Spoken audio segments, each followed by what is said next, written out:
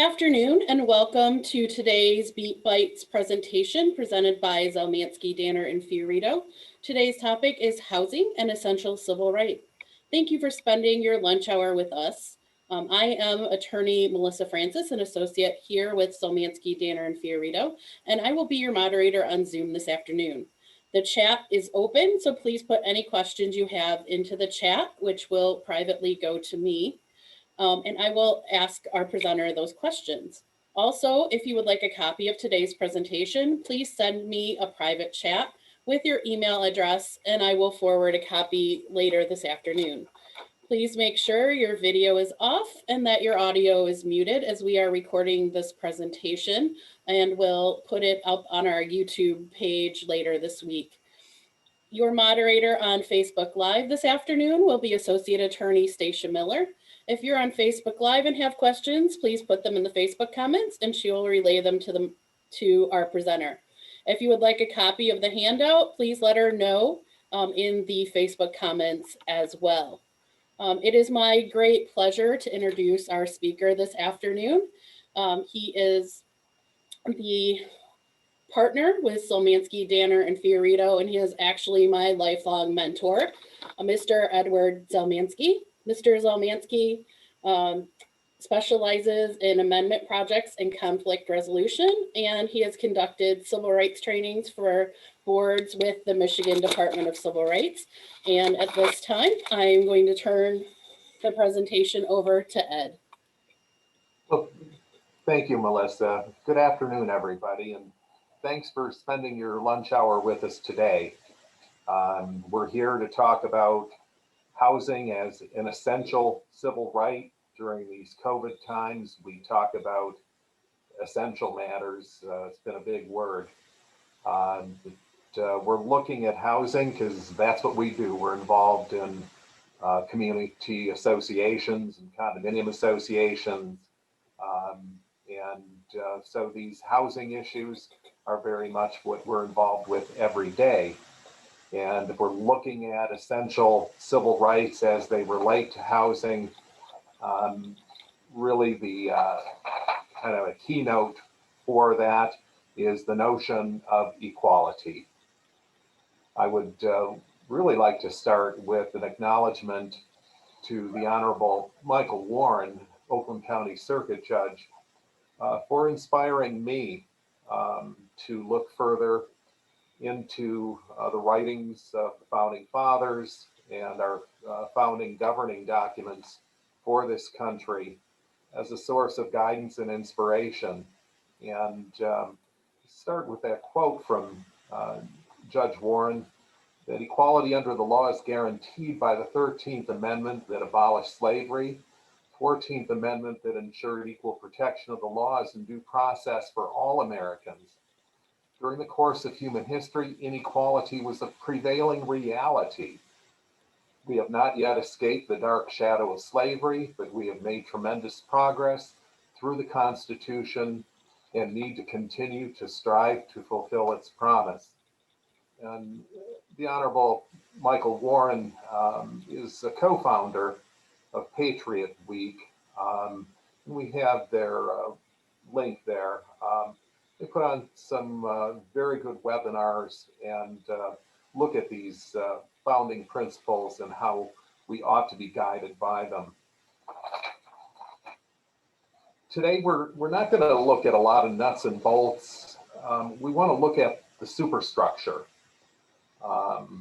because we have a great superstructure in this country when it comes to housing and equality. We'll look at history. We'll look at the Fair Housing Act and the importance of that as kind of the anchor for contemporary civil rights and housing. We'll look at decisions concerning housing equality and we'll look at some interesting recent developments. I think you'll see that these concepts go back to the founding of the country, before the founding of our country. They have carried through our history and they continue to play out in everyday news in 2021. What is it about a house, a home? A man's home is his castle. And so it's that place of harbor and sanctuary, a place where the man could bar the door, get his pipe, and be king in his own castle for a moment. And that's an important part of the history of this country. My, how things have changed, though. A person's home is their castle. And recognizing the change in the language to that old adage is the fact that we've looked at equality and what it means to assure all persons equality when it comes to enjoying civil rights and housing. History, that's the room where this all happened. The study of this history is fascinating, and moreover, it instructs us.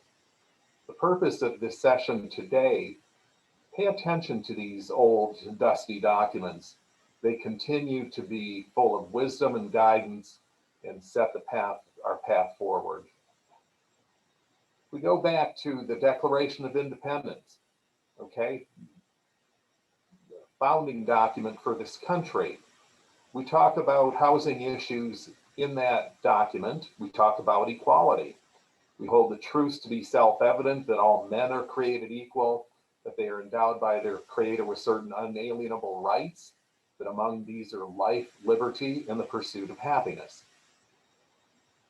Further recitation in that declaration, the history of the present King of Great Britain is a history of repeated injuries and usurpations, all having in direct object the establishment of an absolute tyranny over these states. To prove this, let facts be submitted to a candid world. One of those facts recited in our Declaration of Independence talks about the king quartering large bodies of armed troops among us. So here's kind of the first reference to housing issues, and it's in our Declaration of Independence. How did this come to be? The Quartering Acts were enacted by the British Parliament under King George III in the 1760s, 1770s. King George, what were you thinking? Well, he was thinking that he was the king. What happened with the Quartering Acts was the British had trouble quartering their troops that they sent over to the colonies. And their view was that the king was affording these protections to the colonists, and that they ought to be grateful for that. And they were having trouble finding quartering or quarters, barracks for the English troops in the colonies. And so the Quartering Acts were enacted by Parliament to assure that the troops would have lodging when they came to the colonies. And there was debates about how far this went in terms of troops actually being stuffed into somebody's residence, but it certainly was a topic of contention during the colonial times. For example, as part of the Quartering Act, we have Major Bouquet in the colony of Pennsylvania trying to arrange for the quartering of his troops. And he contacts the governor of Pennsylvania and says, okay, I want you to enact an ordinance that's going to let everybody know that you are going to be quartering British troops. I'm concerned they need quarters during the winter. And the question is, does he mean in our homes? And I believe that that was contemplated, you'll see. And the governor said, okay, I'll enact that ordinance, but he waffled in enacting the ordinance and didn't specify enough about what this would mean in terms of British troops being inserted into the homes of the residents. The Pennsylvania legislature got really angry about that and said, why were you waffling about this? We need to know things. how many troops will they expect to be quartered in a single home? The response, the king's troops must and will be quartered. So look at the conflict here. You have the king, this tyrant, and he's saying, you know, my troops must and will be quartered. But we're looking at the rights of our citizens to the sanctity of their home.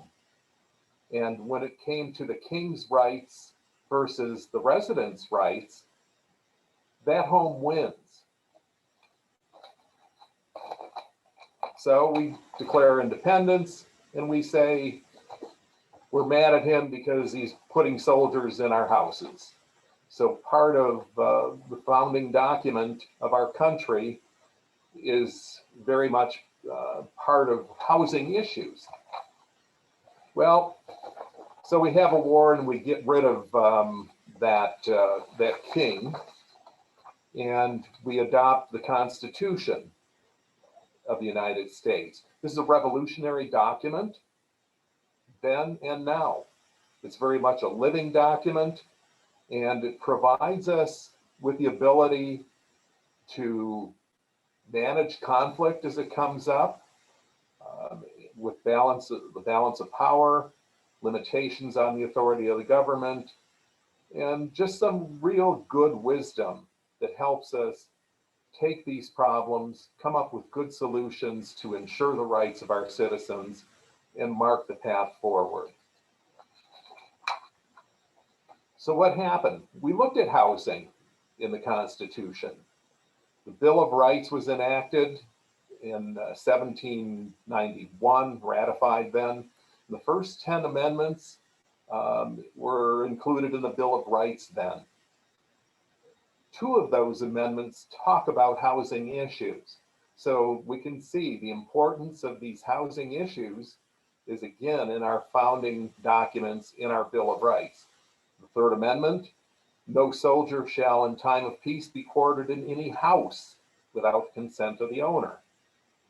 The 4th Amendment, the right of the people to be secure in their persons, houses, papers and effects against unreasonable searches and seizures shall not be violated. So we have the first 10 amendments, and 2 of those contain the word house. So we can see this idea that a man's home is his castle, that's central, and that it shall not be violated by the government. Keep out of our homes. Well, equality is a big part of the assurance of housing rights. And moving along, we encountered problems with the issue of equality and slavery. And that was pushed to the point of conflict that resulted in the Civil War from 1861 to 1865. I can tell you back in high school, our history professor said, gentlemen, what was the Civil War about? What was the causes? What was it about? And we said, it was about ending slavery, sir. And he said, oh, no, gentlemen, it's about states' rights. And I argued with him then, and I would argue with him now, that the assurance of equality of all citizens through the abolition of slavery was the primary motivating factor that caused this country to go into open conflict, caused states to attempt to secede from the Union, and we fought that battle and won, assuring that through the 13th Amendment, slavery was abolished. In 1868, we ratified the 14th Amendment, and this is very important when it comes to assurances of equality for all citizens, and particularly it would apply to equality in housing and housing opportunities. We look at the 14th Amendment, the structure is interesting, and I think we'll talk about this for a minute because there are a lot of misconceptions about what these assurances in the amendments provide. But all persons born or naturalized in the United States are citizens of the United States. So everybody here is a citizen of the United States and of the state where they reside. No state shall make or enforce any law which shall abridge the privileges or immunities of the citizens of the United States, nor shall any state deprive any person of life, liberty, property without due process of law, nor deny to any person within its jurisdiction the equal protection of the laws. So there it is, the 14th Amendment, spelling out equal protection of the laws. Within this, there's the idea that you had to have state action because this 14th Amendment was a limitation on the power of the states to do things to abridge the rights of citizens of the United States. And so when you would look at something and say, well, you know, that appeared to be discriminatory, it didn't allow equal treatment of all our citizens, the first level of analysis with regard to the 14th Amendment was, well, what was the state doing to deny equality to a citizen of the United States through its actions? And so the limitation on that notion of equality with regard to the states was that if you just had private citizens interacting with each other, the assurances of the 14th Amendment did not come into place. There are other amendments that mark the forward progress on the path to equality. We had the 15th Amendment assuring voting rights for all races, 1870. 19th Amendment, voting rights for all citizens, men and women, are assured, 1920. 24th Amendment, 1964. Voting rights were protected from taxation. 26th Amendment, voting rights for all citizens 18 years or older were assured. And so those amendments, you can see it's marking this path forward to assure equal treatment of all citizens. And we keep moving forward on that path now.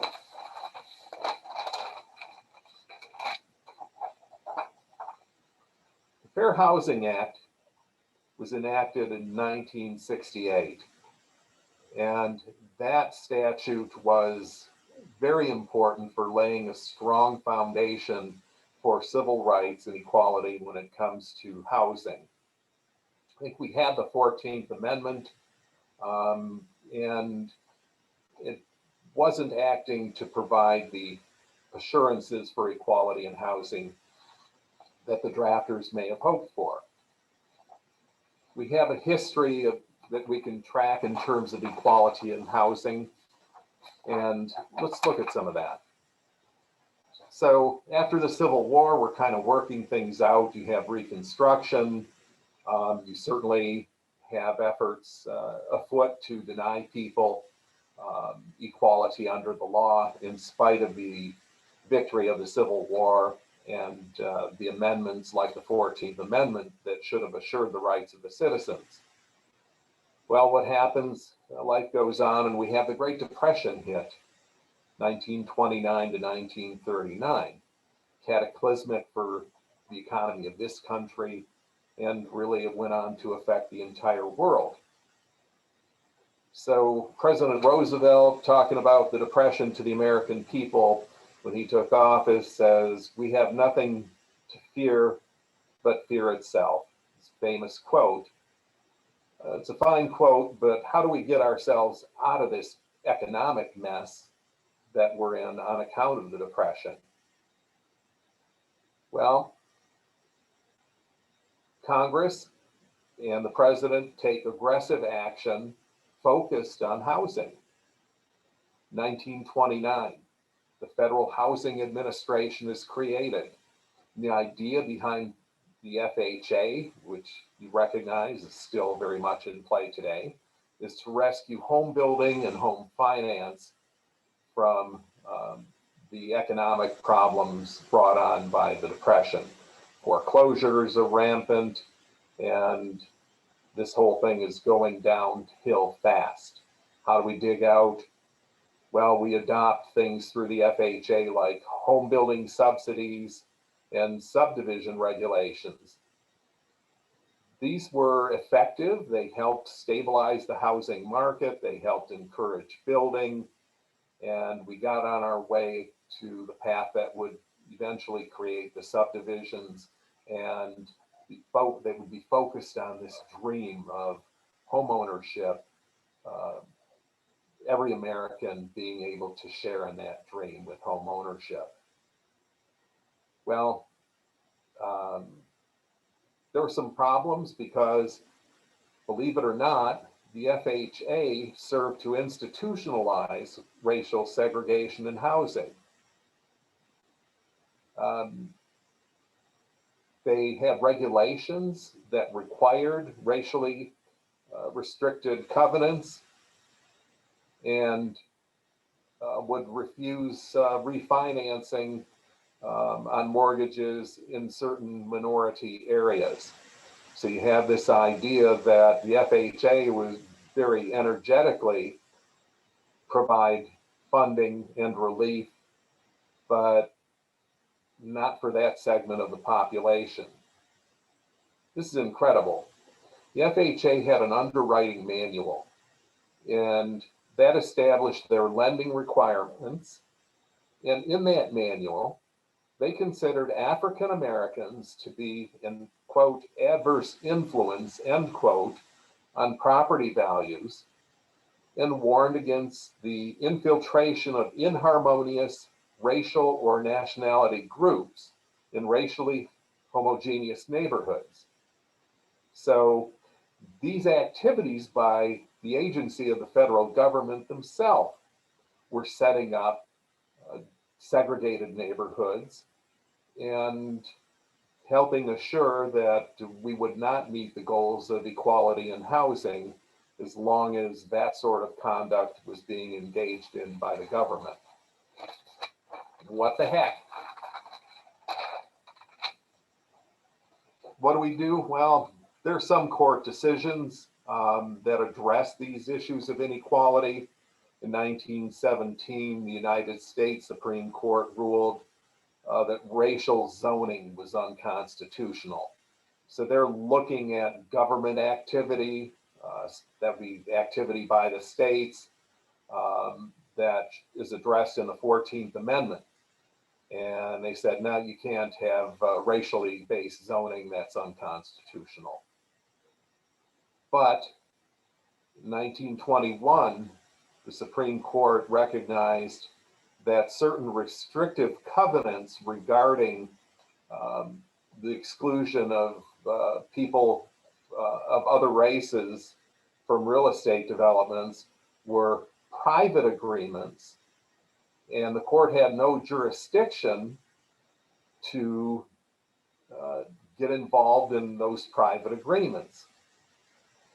So you had this idea, okay, if I'm selling my house to an individual and I decide that I don't want to sell to that person because of their race, that the court said, well, Ed Zelmanski is not an instrument of the state, so the 14th Amendment does not operate to interfere in his actions. So you have a lot of communities being established with the express approval of the Federal Housing Administration that are saying things like, except no person of the colored race shall be allowed to reside here. And those things were pretty much in vogue. We were FHA's moving forward, trying to build this American dream of home ownership, and they were doing it a good job with regard to certain segments of the population, but not with regard to others, such as African Americans, who are not the beneficiaries of this policy. So what goes on? We have the Vietnam War going on, and these wars and these conflicts have a way, I think, of bringing to our attention, bringing it to focus, inequalities. You had the assassination of Dr. Martin Luther King Jr. in 1968. And that sent shockwaves throughout the country and mobilized the Congress to enact the Fair Housing Act in 1968. President Lyndon Johnson was one of the most powerful presidents ever in terms of the power that he wielded over the Congress. And despite entrenched opposition from members of the Congress to the enactment of such fair housing legislation, shortly after the assassination of Dr. King, the Fair Housing Act was pushed through in 1968. You look at the inequality that was evident there. You have African American citizens going off to fight in the Vietnam War, whether as voluntary members of the armed forces or oftentimes as draftees. So they're going, putting their lives on the line, and then coming back to the United States. Maybe there's some assistance in terms of veterans benefits available, but they can't move into the neighborhoods that they would like. They're denied equality of opportunity with regard to that. And it's like, no, this is not equality. This is not who we are. So the Fair Housing Act of 1968 prohibits discrimination in the sale, rental, and financing of housing based on race, religion, national origin, and sex. So this helps home ownership a bit.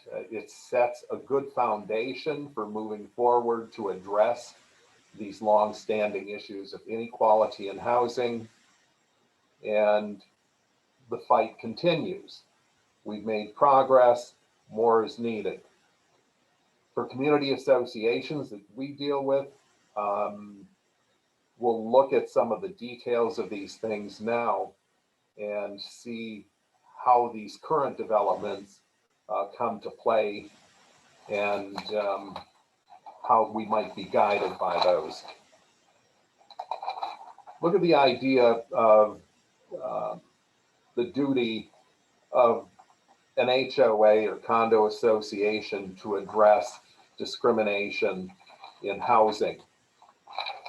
In the case of Reeves versus Carroll's condominium, Carrollsburg condominium, 1997, the court found the association's failure to do everything within its power to address a hostile housing environment constituted an actionable violation under the Fair Housing Act.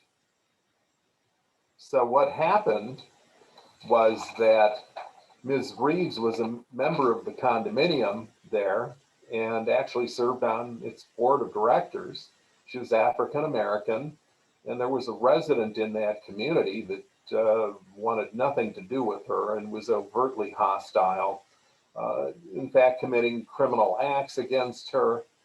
And the police would get involved, but nothing was really done to effectively curb the behavior of this individual who was attacking Ms. Reeves. And they should have done more to address that, particularly if you were acquainted with the details of this hostile action. Something had to be done. And the court said, associations, you can't stand by and say, oh, too bad the guy is that way.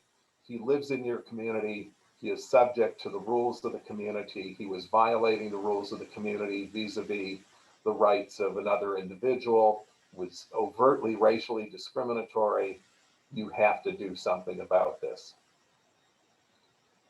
Along those lines, in 2016, HUD enacted new regulations, and HUD recognized that associations may be held liable for discrimination under the Fair Housing Act if the association knew or should have known of discriminatory conduct and failed to take action to address it. And if you talk about what kind of action they're thinking of when it comes to this sort of overt racism, in the Reeves case, they sent some letters to the guy and said, you shouldn't do this. This is bad. Okay, we did our job. No, they didn't. And it was obvious to anybody that that was ineffective. And it was clear that the association had the power to do more. There are other aspects of remedial measures to achieve equality in housing. The Fair Housing Act Amendments Act in 1998 extended equal housing protection for the benefit of those with disabilities. Under the Fair Housing Amendments Act, associations have the duty to make reasonable accommodation and rules necessary to afford persons with disabilities the use and enjoyment of a dwelling.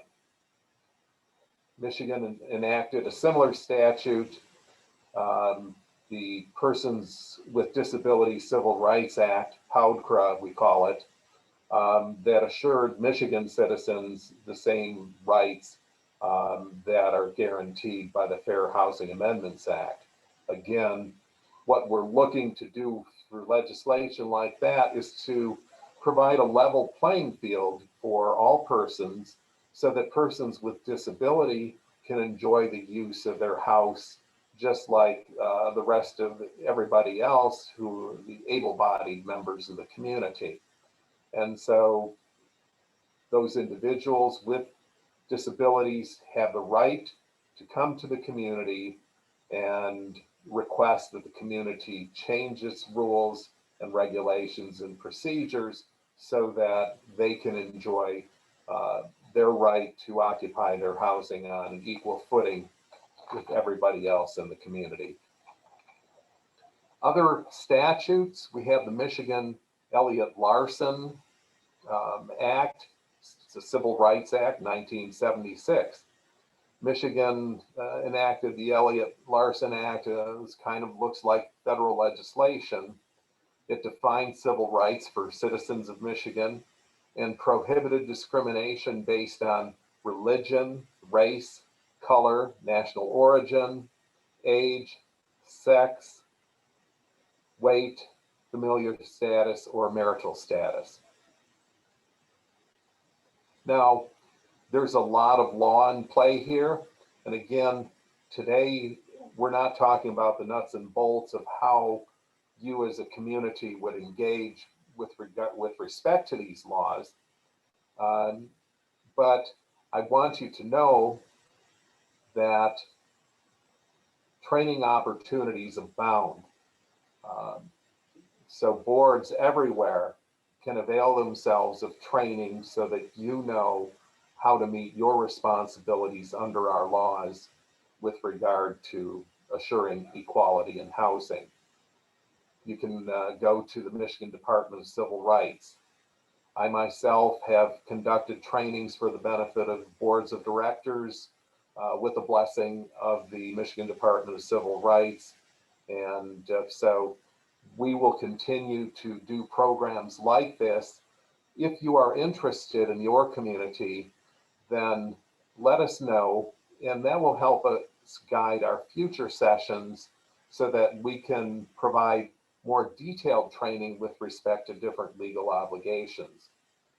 In general, aside from those individual nuts and bolts, I want you to be mindful of our American heritage and our legal developments that have taken place, and keep that perspective in mind when you address issues of equality in housing. There are many opportunities for you to exercise right thinking, and as much as we can enact laws, I think really right thinking is coming from in here and recognizing who we are and what it means to be an American, what it means to be living in this country where equality is assured for all citizens, so that everybody will be able to enjoy these essential housing rights. There are other things that are taking place in terms of recent developments. For example, the president on January 20th, 2021, signed an executive order that applied the Supreme Court's holding in Bostick versus Clayton County, that Title VII prohibition on discrimination because of sex covers discrimination on the basis of gender identity and sexual orientation to the Fair Housing Act and other laws which prohibit sex discrimination so long as the laws do not contain sufficient indications to the contrary. So you say, okay, well, you know, we had the Fair Housing Act, which prohibited sex discrimination, and people weren't sure what that meant. And some thought, well, sexual discrimination with regard to issues of gender identity or sexual orientation was not contemplated under the Fair Housing Act. But the Supreme Court in particular was looking at these issues in the field of employment, and that's where they acted first. But now we've taken that concept and applied it to housing, and you can see the president signed this executive order on January 20th, 2021. So again, as we examine these issues of equality in housing, we look further and we recognize that if everybody is going to enjoy the right to live in their castle, despite of their individual differences, that we need to take a second look and say, well, you know, and that means that you can't exclude or discriminate against somebody because of the way they identify themselves with regard to gender or their sexual orientation. So there is obviously a very recent development in that regard.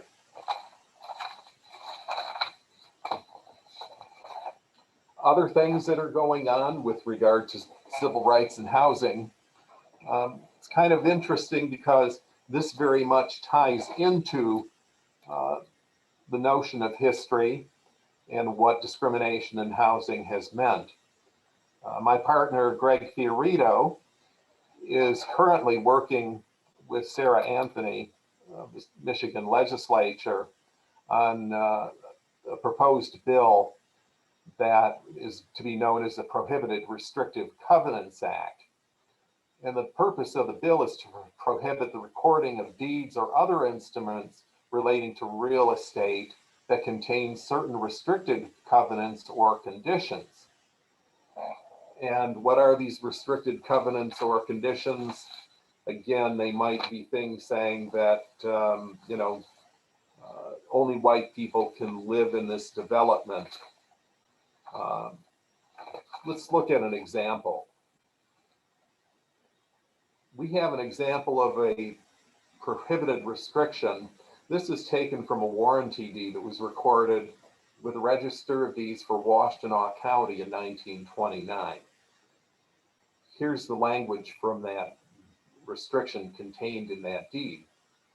No home tract shall be occupied by any person not wholly of the Caucasian race, and also not at least 3/4 of Aryan stock, except as guest or servant.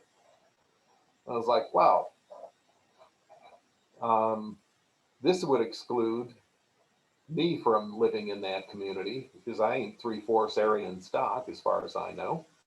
And maybe I could get in there as a guest or servant, but this is still there. It's still a matter of public record as part of the deed restrictions that established a subdivision in Washtenaw County. So we're looking at this kind of stuff. Different states, a number of different states have taken a look at this and said, you know, we ought to do something about this language still being included in the real estate records. So there have been laws enacted to remove racially restrictive covenants in Colorado, Texas, Arizona, Virginia, Missouri, Kansas, Maryland, and others. And again, Greg Fioritto's working with the Michigan legislature on a similar statute. It's interesting that if we look at our statute as proposed, it doesn't reach back and address anything in existing documents. It only would prohibit the recording of a new document that contained a prohibited restriction. So that's interesting that the proposed legislation is taking that limited approach, because a lot of the other laws that were enacted in other states are directed at eliminating language from existing documents. For example, if I lived in a community that had a restriction saying no home tract shall be occupied by any person not wholly of the Caucasian race, and also not at least 3/4 of Aryan stock, we know that legally that is not effective. But we have concerns expressed that we ought not have provisions like that in our recorded documents that are offensive and obnoxious. So people would like to say, let's get rid of those things. And so the question is raised, how far do we go to get rid of those vestiges? A recent case that was decided by the Supreme Court of the state of Washington looked at their statute that had been on the books for 30 years concerning eliminating such offensive language from real estate documents. And somebody had sued and wanted to have all the language somehow erased from the records that was offensive. And the Supreme Court in Washington said that the purpose of their statute would not go that far, so that we need not reach back into the annals of history and tell every register of deeds to employ a force that would go through and strike out all that offensive language. I believe that the path forward with this, we're looking at the difficulties with regard to adopting such a provision. Certainly, do you want to go back and eliminate every reference in any document? I don't know. There might be value in that, but that's certainly an important factor to take into consideration. How far do you go? I think if in condominiums in Michigan, I'm not aware of condominium documents that would include those kind of gross prohibitions against a person not of the Caucasian race living in the community, because condominiums were developed after the Fair Housing Act was adopted and after the Elliott Larson Act in Michigan. So you wouldn't have condominium documents containing obnoxious provisions like that. But there are other aspects of inequality that come under consideration, and to what extent you have to be concerned about the idea of a provision having a disparate impact on persons, causing inequality in housing opportunities comes into discussion. For community associations, let's look at the idea of a rental cap. And these rental caps are adopted by communities as a way of limiting the number of rental properties, units that may be rented in the community. So you put a cap on it and say no more than 10 of 100 units in this community may be rented at any given time. And there are good reasons why communities adopt such provisions. But the disparate impact concept looks at that and says, wait a minute, what are you trying to do here? Is the effect of adopting such a cap denying equal opportunity in housing to members of minority communities? And if you can show, for example, that really all the people who would be renting properties are minorities, and really the effect of this is to exclude minorities from living in that community. That sort of disparate impact analysis is being applied, and right now the law is really not at the point where it comes down decidedly and says that that disparate impact rule will be applied, but it's certainly something that is being discussed. It's something that communities need to be mindful of. If you have good reasons to adopt restrictions, by all means, you have that power. You can amend your documents. Go ahead and do it.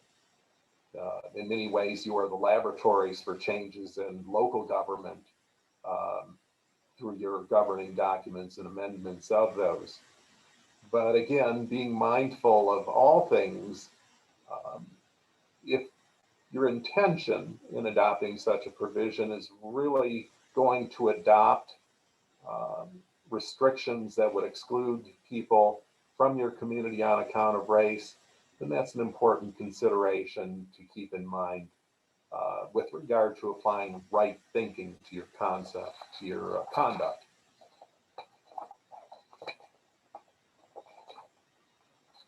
Well, I mentioned that Greg Fioritto, my partner, is working currently with the Michigan legislature on that proposed bill that would make it a prohibited restriction to, you could not record a prohibited restriction in a newly recorded document. That was discussed last year. It didn't get anywhere. It's still under discussion. And I think we understand there's bipartisan support in Lansing supporting the adoption of such a bill, but Mr. Fioritto will be working with the good people in Lansing to further develop the workability of that idea and see how far we ought to reach as a state with regard to that regulation. Uh, we have the Community Association Institute Legislative Action Committee. Greg Fioritto is a co-chair of that committee and works through them regarding the development of legal issues in our state as they affect condos and HOAs. That brings my discussion to an end at this point, and I'd ask Melissa to let us know if we have any questions. We do not have any questions at this point.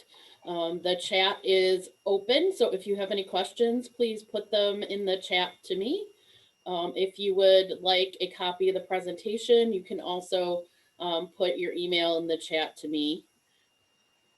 So I will wait for a little bit and see if there are any questions. As of this time, there are no questions here and no questions on Facebook.